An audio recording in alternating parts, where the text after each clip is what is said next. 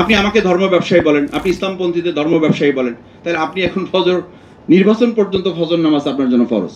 আমাদের এখন এলাকাগুলোতে আমরা যারা ছোটখাটো কাজ করি, আমাদেরকে বলা হয় এমপি হইতে পারবেন না, এমপি বানানো হবে। দিস ইজ ফেসিবাদী স্টেট। আমাকে বলা হয় ইলেকশন ওয়ার্ক করতেছেন, কাজ হবে না, ইলেকশন ইঞ্জিনিয়ারিং এ মাথা ঢুকান। আমাদের সম্মানিত নাগরিকদের প্রতি আমাদের যতটা না যত্ন, তার চেয়ে ইলেকশন মেকানিজমে যারা থাকেন তাদের প্রতি আমাদের যত্ন আত্মীয়তা অলরেডি বেড়ে গেছে। এবং পাবলিক কনসেন্ট্রেশনটা আমাদের যারা প্রতিনিধিত্ব করবেন ভবিষ্যতে, তারা সেই জায়গা থেকে অনেকটা দূরে সরে এসে যারা ইলেকশন পরিচালনায় সম্পৃক্ত তাদের পিছন ছোটা শুরু করেছেন। কিন্তু এখন যতক্ষণ ইলেকশন গোল পর্যন্ত না বুঝতে পারছি, তখন তো একটা বিরাট স্টেজ, ফজরে আমার কথা শুনতে হয়, রাত 3টা পর্যন্ত আমার ড্রয়িং রুমে লোক বসে থাকে, এটা আমাকে হজম করতে হয়। This is too much. তা আমি বললাম যে ইলেকশন যখন শেষ হয়ে যাবে তখন এই মানুষগুলো কোথায় যাবে? বলছে যেটার জন্য আমার লোক সেট করা আছে, ওনারা এগুলো দেখবেন। ক্যান ইউ ইমাজিন কত বড় প্রতারণা রাষ্ট্রে আমরা বসবাস করছি? আপনি ভাবতে পারেন? আমি মাঝে মধ্যে খুব লজ্জিত হই, বিশ্বাস করেন। সাংবাদিক বিরুদ্ধে এখানে আছেন, খুব কষ্টও হয়। যেমন একটা রাষ্ট্রে আমরা বাস করি, সকাল সন্ধ্যা, সন্ধ্যা সকাল, প্রতিটা সেকেন্ড একটা মিথ্যার মধ্যে জীবনযাপন করছি। ফেসিবাদী রাষ্ট্রের তো এটাও একটা ক্যারেক্টার যে ইলেকশন হবে তার আগেই তো আমরা বলতে বসেছি যে আমরা আমাদের প্রয়োজন মতো ব্যালট পেপার আমরা ছাপিয়ে নেব।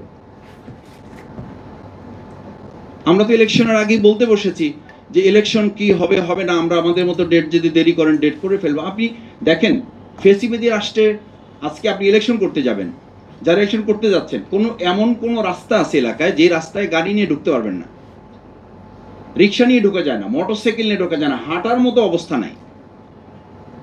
আমি এরকম 2-4টা বিষয় নিয়ে কথা বলেছি।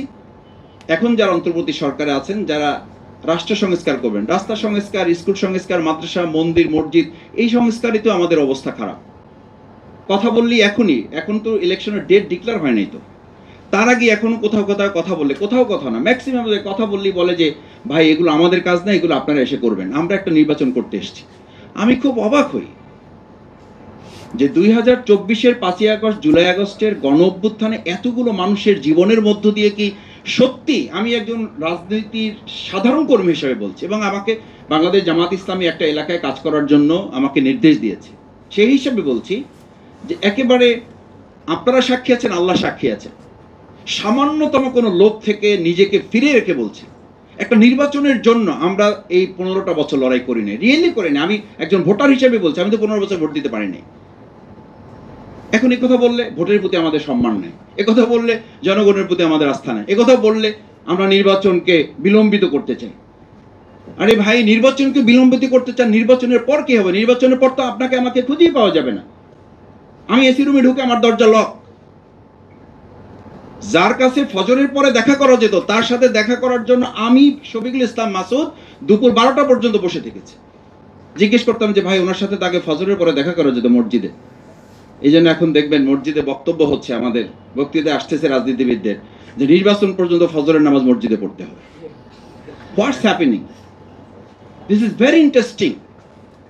আপনি আমাকে ধর্ম ব্যবসায়ী বলেন, আপনি ইসলামপন্থীদের ধর্ম ব্যবসায়ী বলেন, তাহলে আপনি এখন নির্বাচন পর্যন্ত ফজর নামাজ আপনার জন্য ফরজ। নির্বাচন পর্যন্ত ফজরের নামাজ আপনাকে মসজিদ পাহারা দিতে হবে, ওখানে কে কি করে এটা দেখতে হবে। দেশে দেশে সবার সাথে দ্য নিউজ।